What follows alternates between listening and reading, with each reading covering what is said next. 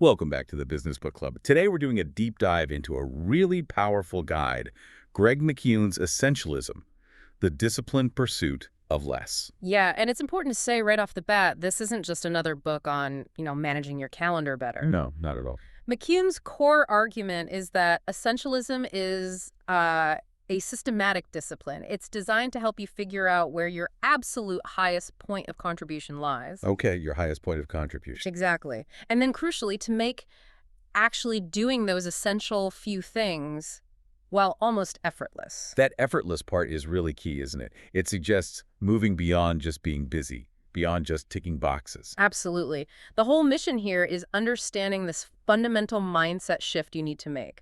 The non-essentialist, the person often feeling trapped, they operate from this reactive place of, oh, I have to do this. Right, I have to. Whereas the essentialist approaches things proactively. Their mantra is, I choose to. It's all about focusing on less, but making sure that less is better. Less, but better.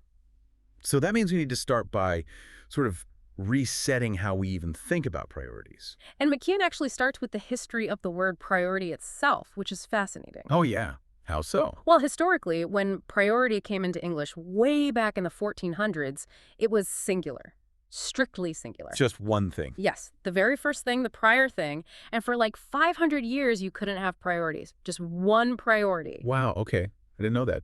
So when did that change?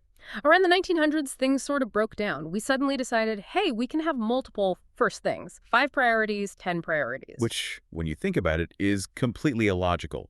If everything is a priority. Then nothing is, exactly. And that single shift, that breakdown, leads straight into the first big false assumption McKeown says we have to tackle. This feeling of, I have to. The constant sense of obligation. The email that needs answering now, the meeting you must attend. Right. And McKeown argues that when we just surrender our right to choose, when we stop actively deciding, we're basically handing other people or other circumstances explicit permission to choose for us. That sounds, well, pretty bleak when you put it like that. He connects it to psychology too, right? He does. He brings up the concept of learned helplessness. Those experiments where subjects were made powerless and eventually just stopped trying? Yeah. In companies, you see people becoming hyperactive, trying to do absolutely everything, convinced they have to. But really, they've just stopped exercising their power to choose what genuinely matters. So how do we even start breaking free from that? That feeling of obligation is so ingrained. It begins by tackling the second false assumption head on. The belief that it's all important. That's the tough one, isn't it? Because everything feels important when it lands on your plate. It does. But if we accept that not everything is equally important, McKeown warns us against the default reaction when things get tough, which is just work harder. Right. Don't just double down on effort. Exactly. He uses the example of Boxer, the horse from Animal Farm, a tragic figure. Oh, right. I will work harder. Yeah, that was his answer to every single problem. But all his hard work, his immense effort, it didn't solve the real underlying issues on the farm. It just exhausted him. That's a perfect metaphor for ignoring the law of the vital few, isn't it? That Pareto principle idea. Precisely. The idea that typically 20% of your efforts are producing 80% of your results. If you're spending all your time and energy on that other trivial 80%, well, working harder isn't going to get you meaningful results. It just leads to burnout on the less important stuff. Okay, so that connects to the third big false assumption we need to challenge. Yes, the idea that I can do both. The refusal to make trade-offs. This is where it gets really strategic because the essentialist sees trade-offs differently. Totally differently. Not as limitations, but actually as strategic opportunities. They define your success. Like Southwest Airlines. Perfect example. They built their success by making very deliberate, sometimes painful trade-offs. Point-to-point flights only. No meals. No assigned seats. They decided precisely what they would not do.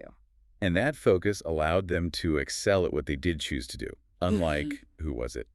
Continental Light. Right. Continental Light tried to copy Southwest's low cost, but also keep their full service model. They tried to do both. A straddled strategy. Yeah, and it was a disaster. Huge losses, total chaos. The lesson is crystal clear.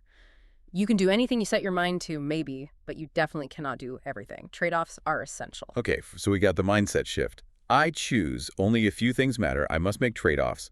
How do we actually do this? McKeown has a process, right? He does. A 3-phase process. Explore, eliminate, and execute.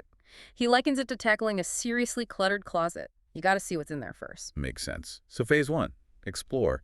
This is about finding those vital few things, and it seems to involve activities that feel, well, almost unproductive in today's world, like creating space to think. Absolutely counterintuitive for many. If you're just constantly reacting, you can't possibly identify the essentials. So essentialists have to design escape space deliberately. Like that example of Frank O'Brien's company. Yeah, do not call Mondays. A whole day, no tech, no fixed agenda, just for people to think, to connect ideas. Even someone like Jeff Weiner at LinkedIn apparently schedules hours of just blank space every day. He sees it as vital for productivity. It's about creating room for insight. Okay, what else is part of exploring? Protecting the asset. Which means protecting sleep. You know, the non-essentialist often brags about pulling all-nighters, sees sleep as a waste. Guilty as charged sometimes. Yeah, many of us are. But the essentialist knows sleep is a critical investment in performance. The science is just overwhelming on this. The violinist study. Right. The top performers slept, on average, 8.6 hours a night. Sleep isn't downtime. It's when your brain restructures information, solves problems. You literally perform better because you slept well, not in spite of it. Okay, message received. More sleep. What about play? That sounds even less like work. McKeown defines play really simply. It's anything you do just for the joy of doing it.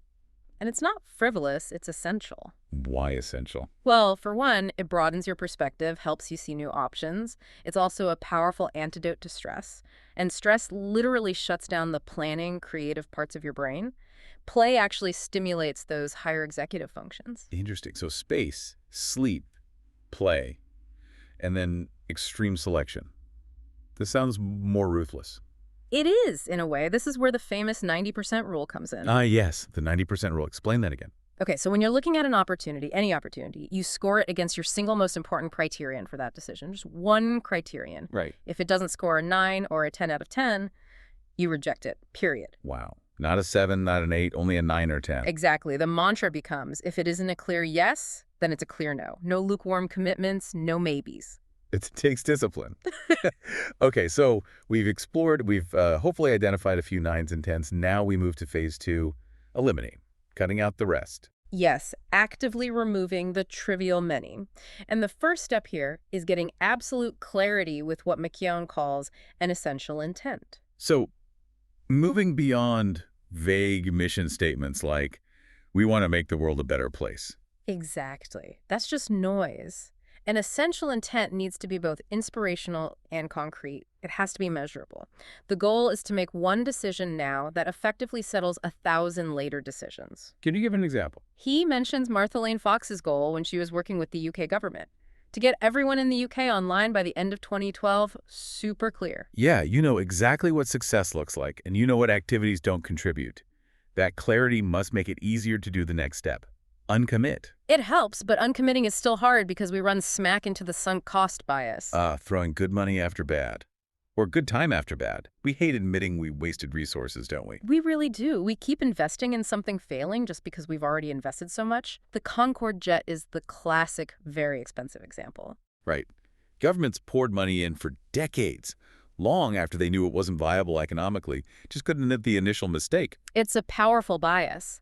McKeown offers a great antidote, though, a killer question to ask yourself. What is it? If I didn't already have this opportunity or commitment or project, what would I be willing to do today to acquire it? Ooh, that's good.